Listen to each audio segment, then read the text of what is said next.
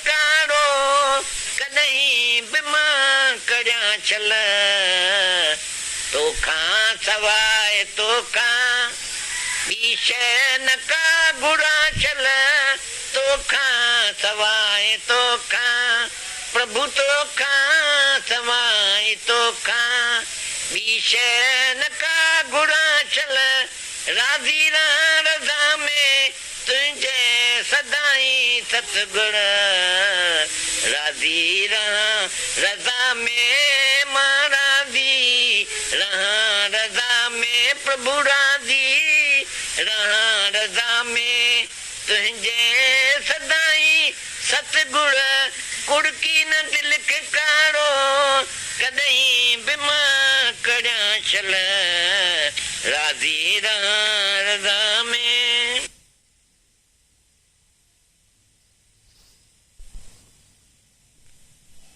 वाणी है, बहुत उन्होंने अनुभव की बात बोली है, हम सबके लिए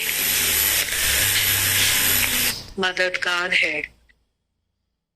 तो सिंधी है, इसको पहले हम लोग एक बार पढ़ लेते हैं, फिर वाणी चलाते हैं, फिर इसके बाद फिर से एक बार पढ़ लेंगे, क्योंकि सिंधी वाणी बहुत बार समझ नहीं आएगी, और वैसे ही कौन सी एक बार में समझ आती है, सिंधी हो या हिंदी, क्या समझ आता है। बूढ़ा मन वरी तो बुध, हाँ गीता भगवान बोलते बहरा है तुम फिर से सुन, बूढ़ा मन वरी तो मन तो कान तो सुन लेते, मन कहाँ सुनता है। ज्ञान तो मन से पीने का है, ज्ञान कानों से सुनने का थोड़ी है। जैसे एक राजा ने वजीर को बोला 3 सेम गुड़िया दी, बोला इनका कीमत करके आओ, अब नहीं तो सजा। राजा ही मिजाज, अब वो इतना बीमार होता जाए। उसकी वाइफ ने पूछा क्या प्रॉब्लम है, बोला कि राजा ने मुझे 3 गुड़िया दी, अब सब एक हूबहू एक सरीकी है, अब इनकी अलग अलग कीमत मैं कैसे समझ सकता हूँ। बोला कोई बात नहीं, गुरु के पास चलते हैं। जब गुरु के पास में गए तो गुरु ने बोला 3 काड़ी लेकर आओ। तो एक काड़ी एक गुड़िया के कान में से डाली तो दूसरे कान में से निकल गई, दूसरी काड़ी दूसरी गुड़िया के कान में डाली तो मुंह में से निकल गई, और तीसरी काड़ी कान में से डाली तो अंदर चली गई। तो एक की कीमत 100, 500, 1000, कीमत अलग अलग। दृष्टांत का सिद्धांत है, जब हम शुरू में सत्संग में जाते थे तब ये दृष्टांत चलता था, और सबको याद भी होगा और सबने सुना हुआ भी होगा, पर फिर भी ये बातें सुन के बहुत अच्छा लगता है कि बूढ़ा मन वरी तो बुध। ज्ञान बहुत आसान है, किसी की भी बात घर में सुनना, इधर से सुनते हैं, इम्प्लीमेंट नहीं किया तो इधर से निकाल दिया। बोला तूने मेरी बात सुनी, बोला हाँ सुनी, पर बोला तूने किया तो कुछ भी नहीं, इधर से सुना इधर से निकाल दिया। फिर सुना तो ज्ञान को बोलने में इतना अच्छा लगता है,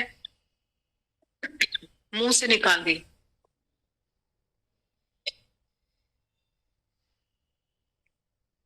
बाहर ज्ञान ध्यान स्नान, भीतर व्यापे लोक स्वान।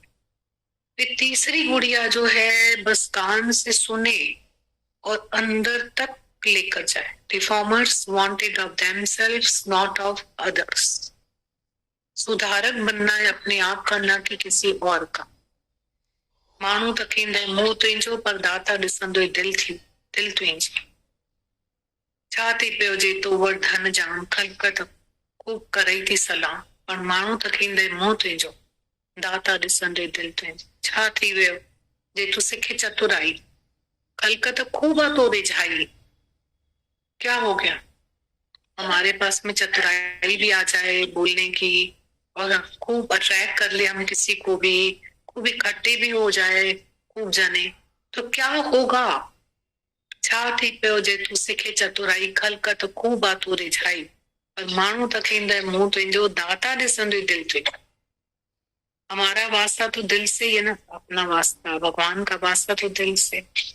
दुनिया ने तो सल्यूट किया तो क्या, एक बार एक सोल्जर के, दादा भगवान एक जनरल के साथ जा रहे थे गाड़ी में, कितने सोल्जर्स ने उनको यूं किया। दादा भगवान उसको देख के हंसने लगे, बड़े हो गए, तुम बड़े आदमी बन गए। बोला जब तुम इतनों के आगे झुक सको तब तुम बड़े हो, तुम सलाम कर सको किसी के आगे। तुमको किसी ने कर दिया तो तुम बड़े हो गए। ऐसे तो चलो हजारों मतलब मजदूर होते हैं, मिल मालिक जाता है, हजारों की गर्दन नीचे हो जाती, तो बड़ा हो गया क्या वो इतनों के सामने झुक सकता है?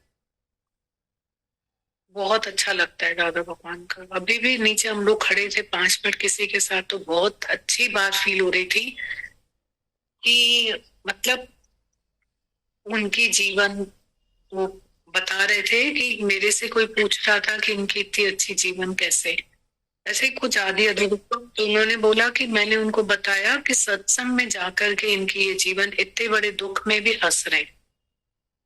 तो उन्होंने बोला खुद भी दुख तो लगता ही नहीं है।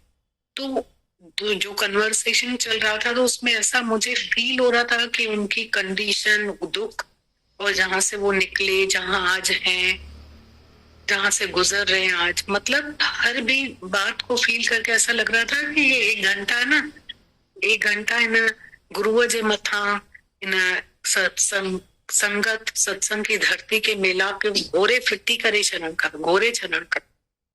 1 घंटा क्या होता है, क्या पता थे 24 घंटे में करते क्या है। 1 घंटा तो फायदा हुआ नहीं हुआ, आता हूँ जाता हूँ, मिलता है नहीं मिलता है, कुछ मत सोचो, आके बस घोरे छॾियो इन मत, मतलब कुर्बान जाए ये 1 घंटा तो फ्री ऑफ चार्ज। इतना इतना कुछ मिल जाता है कि आज सोच भी नहीं सकते। कर्म बनाने से बच जाते हैं, संस्कार स्वभाव और बड़ी उम्र में पक्के हो जाते हैं, और अशांति, जो दुनिया में सुख है दुख है, पर अशांति तो बनी हुई रहती है। सुखों में भी शांत नहीं है मनुष्य, आनंद में नहीं है, धन अपार है, संतोष नहीं है। कितना मतलब हम तुम में ही पड़े रहते हैं। तो ये सब में से गुरु कितना बचा देता है, कितना बचाता है। संतन जो संग सचो सचो, भाई जगत में बचो। बस हम भी वही गुड़िया बने कि हम अपना ज्ञान सुन के अपने अंदर ही ले जाएं बस। बाकी तो सब गुरु का है, सब गुरु सबको लेके आता है, सबको गुरु डालता है अंदर में, सब कुछ गुरु का है, सब वो करेगा। रूंग में सब थी वेंदो, पर हम अपना उद्धार करें। अच्छा लगता है बहुत शुक्राने गुरु।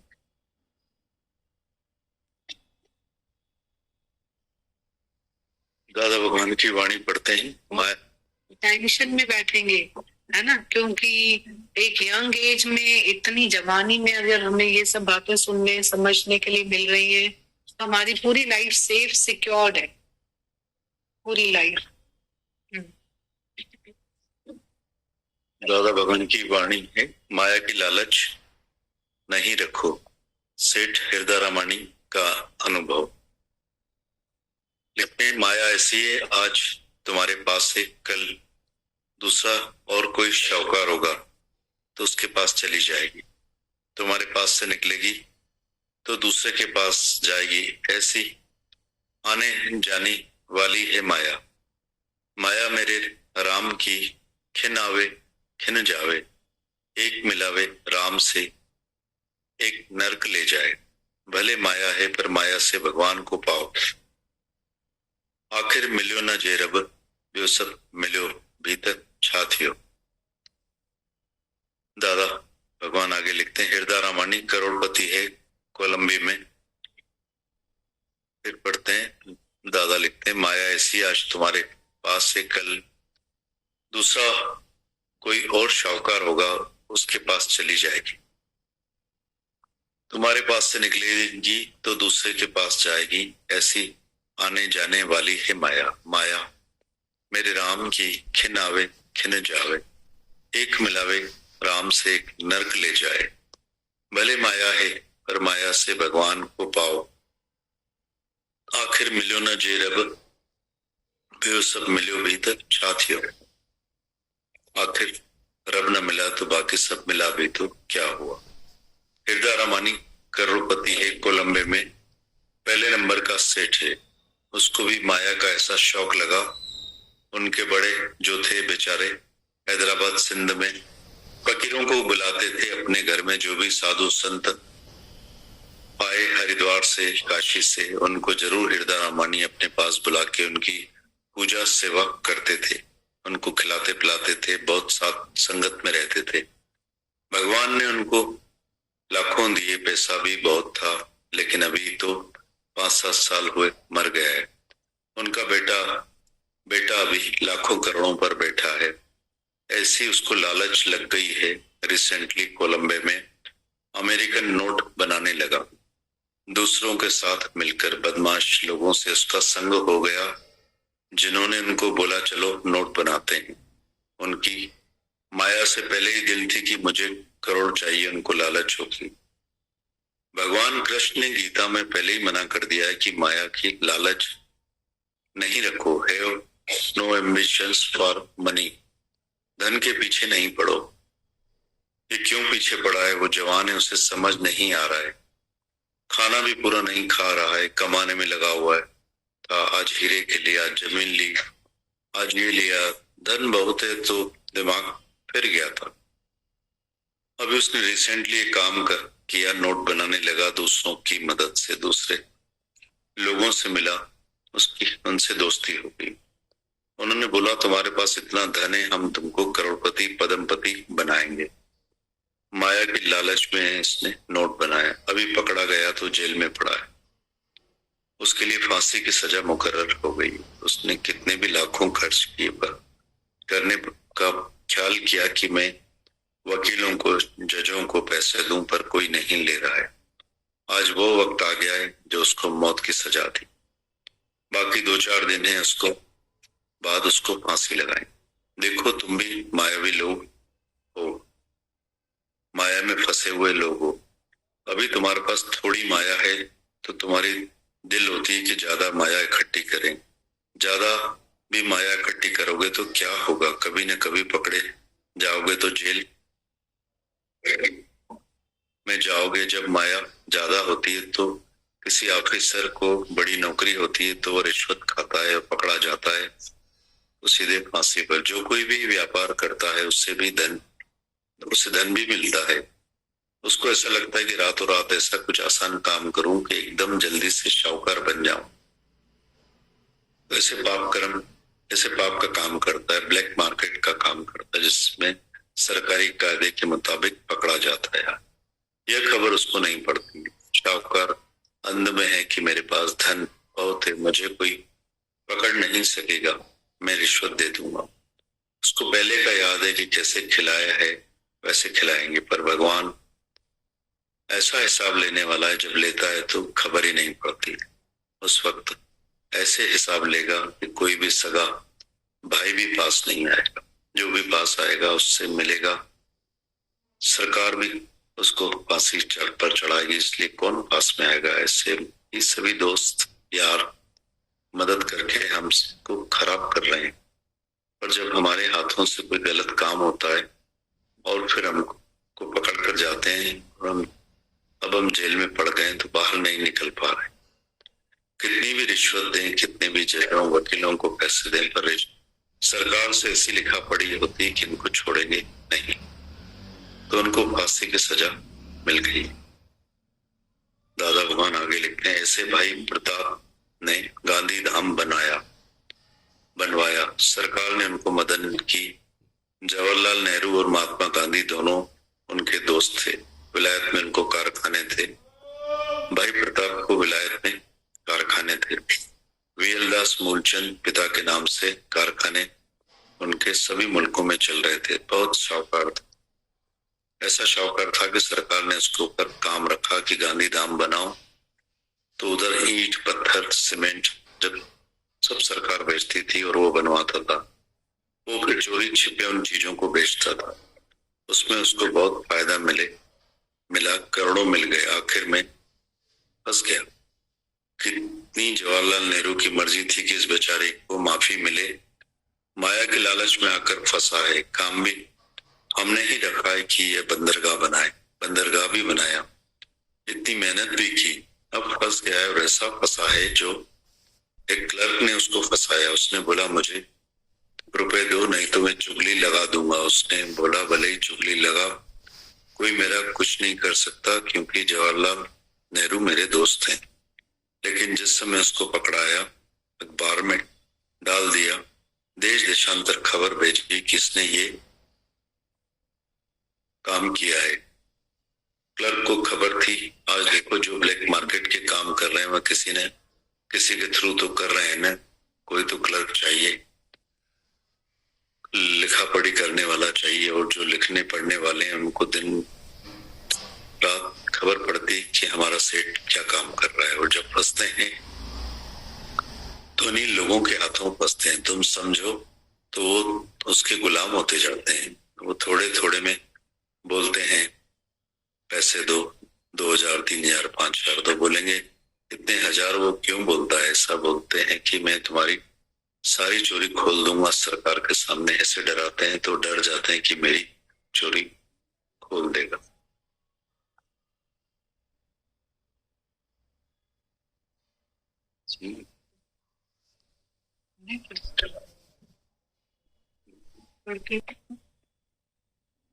कितना टाइम लगा पढ़ने में, सुनने में?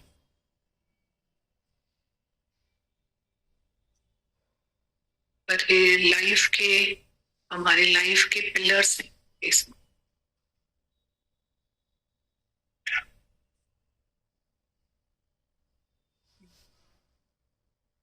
वाणी माया की लालच नहीं रखो, सेठ हृदय प्रामाणिक अनुभव है।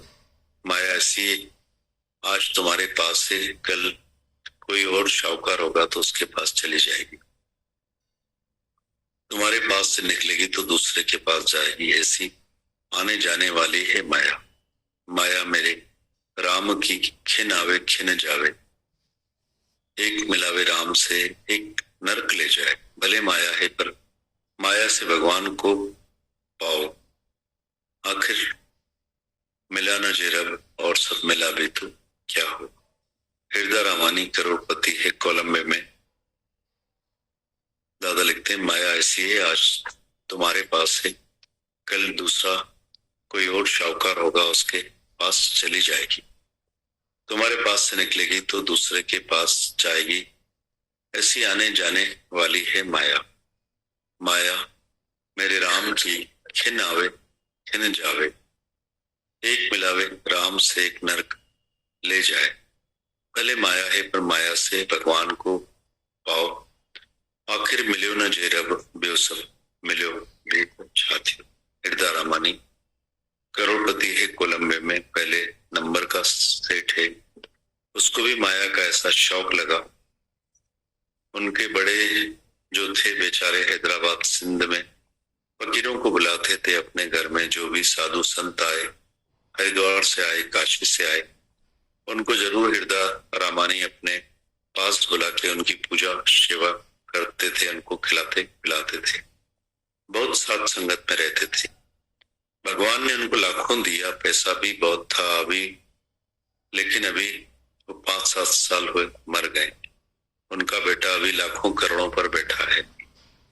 ऐसी उनको लालच लग गई है। रिसेंटली कोलंबे में अमेरिकन नोट बनाने लगा। दूसरों लोगों के साथ मिलकर बदमाश लोगों से उसका संग हो गया, जिन्होंने उसको बोला चलो नोट बनाते हैं। उनकी माया से पहले ही दिल थी कि मुझे करोड़ों चाहिए, उनको लालच हो गई। भगवान कृष्ण ने गीता में पहले ही मना कर दिया है कि माया की लालच नहीं रखो। हैव नो एम्बिशन और मनी, धन के पीछे नहीं पड़ो। ये क्यों पीछे पड़ा है? वो जवान है, उसे समझ नहीं आ रहा है। खाना भी पूरा नहीं खा रहा है, कमाने में लगा हुआ था। आज हीरे के लिए आज जमीन ली, आज ये लिया। धन बहुत है तो दिमाग फिर गया था। अभी उसने रिसेंटली ये काम किया, नोट बनाने लगा। दूसरों की मदद से दूसरे लोगों से मिला, उनसे दोस्ती हो गई। उन्होंने बोला तुम्हारे पास इतना धन है, हम तुमको करोड़पति पद्मपति बनाएंगे। माया की लालच में इसने नोट बनाया, भी पकड़ा गया तो जेल में पड़ा है। उसके लिए फांसी की सजा मुकर्रर हो गई है। उसने कितने भी लाखों खर्च करने का ख्याल किया कि मैं वकीलों को, जजों को पैसे दूं, पर कोई भी नहीं दे रहा है। आज वो वक्त आ गया है जो उसको मौत की सजा दी है। बाकी 2-4 दिन है, उसके बाद उसको फांसी लगाएंगे। देखो, तुम भी मायावी लोग हो, माया में फंसे हुए लोग हो। अभी तुम्हारे पास थोड़ी माया है तो तुम्हारी दिल होती है कि ज्यादा माया इकट्ठी करें। ज्यादा माया भी इकट्ठी करोगे तो क्या होगा? कभी न कभी पकड़े जाओगे तो जेल में जाओगे। माया जब ज्यादा होती है या किसी ऑफिसर को बड़ी नौकरी होती तो रिश्वत खाता है या पकड़ा जाता है सीधे फांसी पर। जो कोई व्यापार भी करता है तो उसे धन भी मिलता है। उसको ऐसा लगता है कि रातों रात कुछ ऐसा आसान काम करूं कि एकदम जल्दी से शाहूकार बन जाऊं। तो ऐसे पाप का काम करता है, ब्लैक मार्केट का काम करता है। दादा भगवान लिखते, माया जब ज्यादा होती है, किसी ऑफिसर को बड़ी नौकरी होती है तो वो रिश्वत खाता है और पकड़ा जाता है सीधे फांसी पर। कोई व्यापार भी करता है तो उससे भी धन मिलता है। उसको ऐसा लगता है कि रातों रात ऐसा कुछ आसान काम करूं कि मैं एकदम जल्दी शाहूकार बन जाऊं। तो ऐसा पाप का काम करता है, ब्लैक मार्केट का काम करता है, जिसमें सरकारी कायदे के मुताबिक पकड़ा जाता है। ये उसको खबर नहीं पड़ती। शाहूकार अंध में है कि मेरे पास धन बहुत है, मुझे कोई पकड़ नहीं सकेगा, रिश्वत दे दूंगा। उसको सब पहले का याद है कि कैसे खिलाया है वैसे खिलाएंगे। पर भगवान ऐसा हिसाब लेने वाला है, जब लेता है तो खबर ही नहीं पड़ती। उस वक्त ऐसे हिसाब लेगा कि कोई सगा भाई भी पास नहीं आए। जो भी पास आएगा उससे मिलेगा। सरकार भी उसको फांसी पर चढ़ाएगी, इसलिए कौन पास में आएगा। ऐसे सभी यार दोस्त मदद करेंगे करके हमको खराब कर रहे हैं।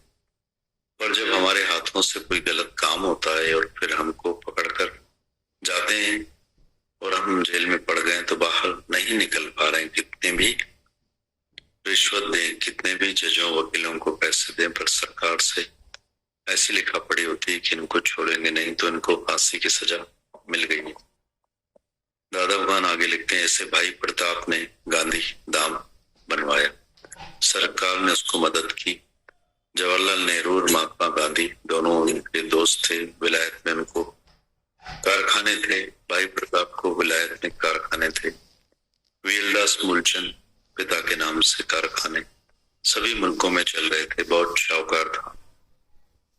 ऐसा शाहूकार था कि सरकार ने उसको ऊपर काम रखा कि गांधी धाम बनाओ, तो उधर ईंट पत्थर सीमेंट सब सरकार बेचती थी और वो बनवाता था। वो फिर चोरी छिपे उन चीजों को बेचता था। उसमें उसको बहुत फायदा मिला, करोड़ों मिल गए। आखिर में फंस गया। कितनी जवाहरलाल नेहरू की मर्जी थी तो इस बेचारे को माफी मिले। माया के लालच में आकर फंसा है। काम भी हम नहीं रखा कि ये बंदरगाह बनाए, बंदरगाह भी बनाया, इतनी मेहनत भी की, अब फंस गया है। और ऐसा फंसा है कि क्लर्क ने उसको फंसाया। उसने बोला मुझे 1000 रुपए दो, नहीं तो मैं चुगली लगा दूंगा। उसने बोला भले चुगली लगा, मेरा कोई कुछ नहीं कर सकता क्योंकि जवाहरलाल नेहरू मेरे दोस्त हैं। लेकिन जिस समय उसको पकड़ाया, अखबार में डाल दिया, देश देशांतर में खबर भेजी कि हंसने ये काम किया है। क्लर्क को खबर दी, आज देखो जो लोग ब्लैक मार्केट के काम कर रहे हैं वो किसी के थ्रू तो कर ही रहे हैं ना। कोई तो क्लर्क चाहिए, लिखने पढ़ने वाला चाहिए। और जो लिखने पढ़ने वाले हैं उनको दिन रात खबर पड़ती है कि हमारा सेठ क्या काम कर रहा है। और जब फंसते हैं तो इन्हीं लोगों के हाथों फंसते हैं। तुम समझो तो वो उसके गुलाम होते जाते हैं। थोड़े थोड़े में बोलते हैं 2000, 3000, 5000 तो बोलेंगे